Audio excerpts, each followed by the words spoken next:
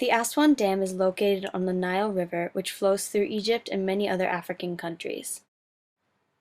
The Aswan Dam is located approximately 600 kilometers south of Cairo, the capital of Egypt. The dam is 3,600 meters long and 111 meters high, making it the third largest dam in the world. The reservoir of the dam is known as Lake Nasser and is one of the largest man-made lakes in the world. The Soviet Union played a big role in the construction of the Aswan Dam. Now we'll be looking at some of the positive outcomes of the dam.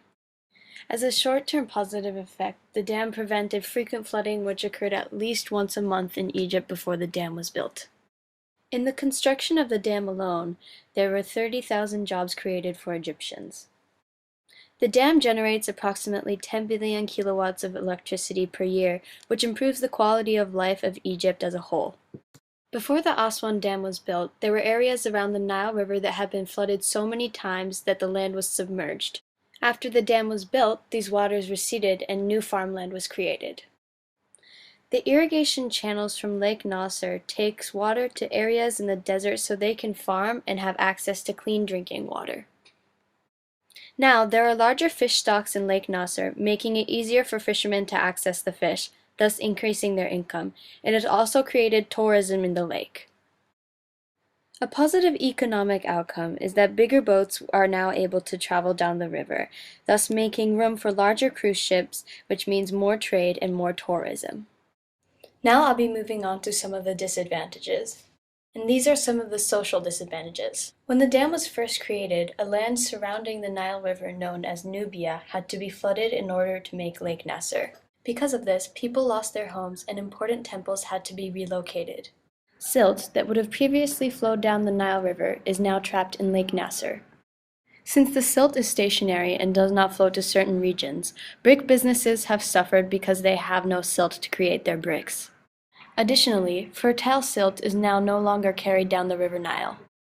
This means that farmers who used to rely on this fertile silt are now having infertile soil, which means that their business suffers greatly. Now I'll be talking about some of the environmental disadvantages. Now, some of the irrigated farmland is suffering from salination. Salination is when floodwaters evaporate and leave salt on the surface of the soil. This is not good for the soil and can kill plants. Approximately 15% of water from Lake Nasser is lost each year because of evaporation and because water leaks through the dam. Since no more natural floods occur, farmland becomes dry and areas around the river become very hot. The Nile Delta is becoming smaller because sediment and pebbles are no longer carried around the stream. Because of this, wildlife is losing its home. Bilharzia is a disease carried by water snails which infects 1 in 12 Egyptians. Since the water in Lake Nasser and irrigation channels are still, these water snails have nowhere to go. This means that there are more water snails in these areas because they are not flushed away by water. By the way, bilharzia causes blindness. Now I'll be moving on to economic disadvantages. Because of the silt that is trapped behind the dam, the water has to be cleaned. This is very expensive. Because the construction of the Aswan Dam was so expensive, Egyptian government is still paying back the Russians for lending them money.